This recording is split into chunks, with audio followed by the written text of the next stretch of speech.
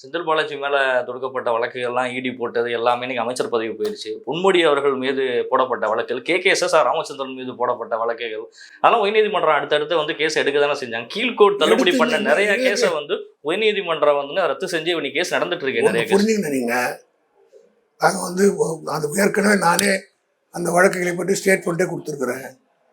Big and choose பண்ணி அந்த வழக்குகளை போட்டாங்கன்றது நான் ஏற்கனவே அந்த தீர்ப்பு வழங்கப்பட்ட அடுத்த நாளே ப்ரெஸ்ஸை கூப்பிட்டு சொல்லிட்டேன். காரணம் என்னன்னா, ஒரு குறிப்பிட்ட சிலர் மீது மட்டும் கீழ்ம நீதிமன்றத்திலிருந்து இது வந்து கேஸ் நடத்தி முடிக்கல, டிஸ்சார்ஜ் பண்ணாங்கன்ற பட்டிஷன் தான் லீகலாக நான் உள்ளே போக விரும்பலை. காரணம்னா அவங்க அப்பீல் போக போகிறாங்க. இது வந்து இதே இறுதி தீர்ப்பு இல்லை.